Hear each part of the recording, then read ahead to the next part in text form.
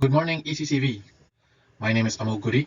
I'm a research engineer at Picker Vision, a computer vision AI company in Amsterdam, and I'm also a PhD student at TU Delft. On behalf of my co-authors Jin Lee and Jan van Gemer, I'll be presenting our work on efficiency in real-time webcam gaze tracking. So here's a short introduction about what webcam gaze tracking actually is. The main goal is to estimate where a person is looking using only the images obtained from a webcam or a camera. The main use cases of such technologies can include UX studies or attention analytics, where we want to know where the user of a computer is looking at on the screen. So the typical settings of the use of such technology can include computer-facing scenarios, as I just mentioned, and usually no additional or specialized sensors are available. For example, no infrared cameras or no eye trackers. And a goal is to estimate point of gaze on the screen. So just estimating the gaze direction with respect to the head pose or the camera is not enough. And as a challenge to this, we don't have knowledge about webcam monitor placement. So this can make estimating gaze points harder. Here's an illustration of our webcam to screen gaze tracking pipeline. This pipeline takes camera images as input on one end and outputs the 2D gaze points on the screen. The first step in the pipeline is to perform face modeling to obtain key landmarks on the face. These landmarks can then be used to obtain normalized face or eye crops. The next step in the pipeline is a convolutional neural network, or a CNN, which is a type of deep learning architecture that is used to analyze images.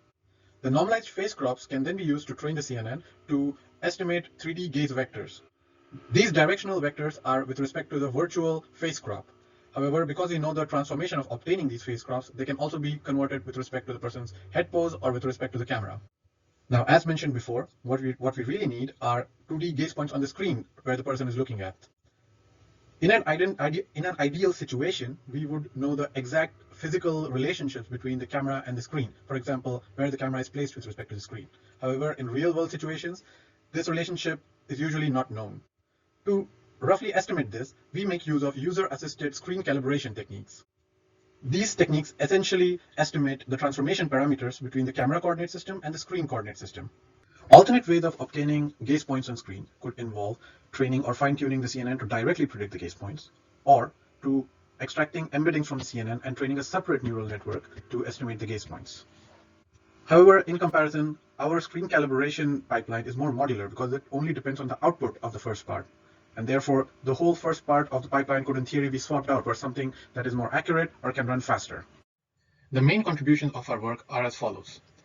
We perform a study of efficiency of the different input types that could be used to predict the gaze vectors in terms of their accuracy versus computational load.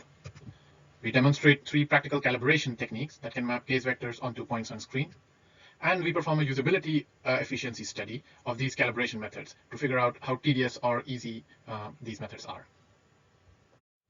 For the study about different input types, we focus on 3 main input types. The first one would be the full face image. This image has the most amount of context required to estimate gaze vectors. For example, it doesn't just have the eye locations, but the whole face is visible to the CNN. Conversely, this input type also has the largest size. These are the 2 sizes we chose, 224 and 112 pixels. In addition, we also tried a smaller region of just the 2 eyes together. This has a lot less context than the previous input type, but also the size is a lot smaller. Finally, to test the smallest case, we also tried it with a single eye in 2 different sizes. This has the least amount of contextual information that is absolutely necessary to predict gaze. After all, gaze depends on the appearance of the eyes. For our study about the screen calibration techniques, we make a few assumptions to simplify the problem for us. First of all, we assume that the webcam is not tilted with respect to the screen. That is, the roll and yaw of the webcam with respect to the screen is fixed and known. This is a realistic assumption because, for example, most laptop webcams are built in, so it is not even possible to change the tilt with respect to the screen. And even external webcams are typically placed such that they are facing the front of the screen without any yaw changes. We also assume that the matrix parameters are known. In reality, even if they're not known, they can be roughly estimated. And finally, we also assume that the eye location is known with respect to the webcam. The rough eye location in reality is known because of the face modeling step, which can provide landmarks for the eyes. We study 3 types of calibration techniques in our work. The first one is calibration by geometry. This essentially involves estimating the rotation and translation matrices to figure out the transformation between the camera coordinate system and the screen coordinate system. The figures on the left demonstrate the camera and screen coordinate system links in this scenario. Calibration by geometry essentially imparts the maximum amount of prior knowledge into the calibration method, because we give it all the relationships that we know of, all the geometric relationships that we know of. We also try calibration by machine learning. In contrast, this method utilizes the least amount of prior knowledge about the scenario. In this method, we simply feed as input the eye location and the gaze vector angles to the machine learning regression model, and we get as output directly the 2D points on the screen. So this model is trying to directly map the gaze vectors and the 2D points, without any further input about the properties of this input or output. This method has to learn these relationships completely on its own based on the data fed. Finally, we also try a sort of hybrid geometric regression approach. This approach also involves estimating the rotation and translation matrices that was used in the calibration by geometry method. However, once all the calibration points are collected, we can train a regression model to minimize the reprojection error. This method also imparts a significant amount of prior knowledge into it, as it is aware of the geometric relationships. In addition, it also takes advantage of regression techniques' ability to learn. So this way, it can make use of multiple data points to learn all the missing variables within the rotation and translation matrix. The results of our experiments are as follows. For the speed versus accuracy trade-off experiment, we noticed that the error doesn't really become a lot worse for using the smallest type of input available, that is a single eye image, in comparison with the largest type of input available, that is a full face image. Similar results were also obtained on both on the MPII face gaze dataset and on the IDApp dataset. This suggests that perhaps for gaze tracking, the use of extra contextual information is not that high or not that vital for the network. In terms of applications for real-time systems, this shows that if you are willing to lose a slight amount of accuracy, you can gain a lot in processing, a lot of savings in terms of processing time.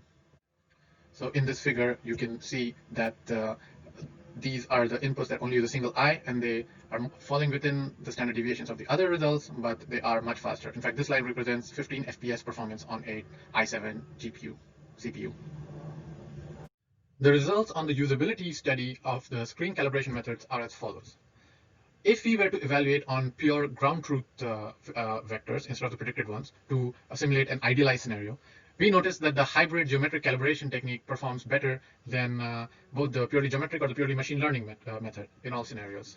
If we were to repeat this experiment for the predicted gaze vectors from our gaze estimation system, similar results were obtained, except in the moving head poses of the IDApp dataset. In this table, static refers to the static head poses of the IDApp dataset, and moving refers to the moving head poses of the IDApp dataset. In order to better study the usability trade-off for screen calibration methods, we can plot the learning curves of these methods. For example, here for the IDApp dataset, we see that when a very low number of calibration points are present, the machine learning method performs the worst, and the geometric method performs better than it. However, at some point, when enough calibration points become available, the machine learning method's performance dramatically improves, while the geometric method performance stagnates.